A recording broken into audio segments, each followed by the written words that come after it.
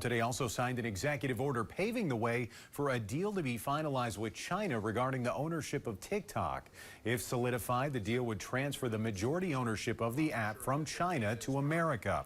While it appears the terms of the agreement are set, it will likely take some more time for the sides to close the deal as they hammer out exact legal and financial points. And that as Minnesota Attorney General Keith Ellison sues TikTok. He's taking aim at the platform he feels is the spark behind serious mental health issues among kids. But as Northern News Now's Madison Green reports, is our nation's focus on child mental health coming at the expense of kids' physical health? We all have these really lofty goals of getting people to be on the app longer. Unfortunately, some of the stuff that people find interesting are not always the most healthy. Those are TikTok employees openly discussing harm the app can cause for users. They likely never believed their words would be heard by others. This self-admitted pain in the name of profit is exactly why Minnesota Attorney General Keith Ellison is suing the company. We're accusing them of violating the Deceptive Trade Practices Act by offering a product that is unethical and unscrupulous. They've designed a product which is basically digital nicotine. You know, it's an addictive thing which keeps people coming back to it. Coming back, but with scars. How about we normalize telling friends that they're fat? That increased depression, that increased anxiety. Some of the behaviors that are leading to isolation, they're missing out on school, they're not focusing on their schoolwork, and then sleep is a big one too.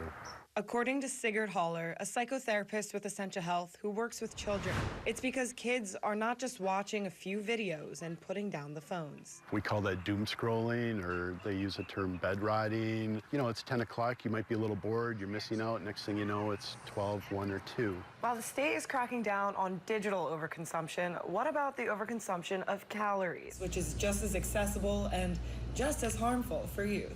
It's great that the schools are adding free breakfast. Stacey Karkinen is a certified family nurse practitioner with Essentia.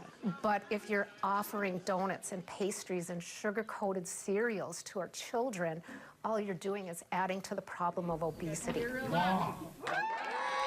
Governor Tim Walz signed the Minnesota Free Meals for Kids Act into law, which went into effect starting the 2023-24 school year. According to the United States Census Bureau, 9.5% of youth ages 10 to 17 are obese in Minnesota. I think you need to have your emotional health with your physical health, but I think one of the things that is missing in all of that is really the foods that you eat. Karkinen says we know there are many negative long-term health effects linked to unhealthy food consumption. Diabetes, heart disease that can come from high cholesterol.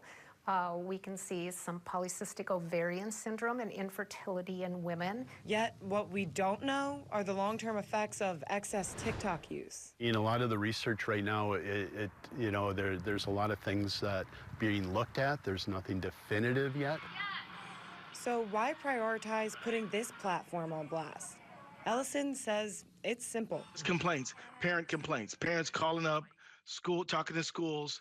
You know, my office works based on complaints, mostly, particularly our consumer protection group. Or is there more of a priority on mental health than physical health for our youth? We'll probably start with the most serious harms first, like gun deaths, you know, addiction behavior, mental health threats. For you. This is a ballistic proof shield that belongs in my second grade daughter's backpack. While his current focus is on digital and physical threats, Ellison says his office is open to addressing other forms of harm, including those contributing to childhood obesity. It's not just going after one kind of company or another. We're going after anybody who's hurting our kids. The lawsuit against TikTok is in the very early stages. Ellison told us he will go to trial if a settlement is not reached. And just for clarification, the AG does not want to shut TikTok down. He wants them to clean up their policies and receive some compensation that can then go toward programs to help fix the damage the suit claims is already done.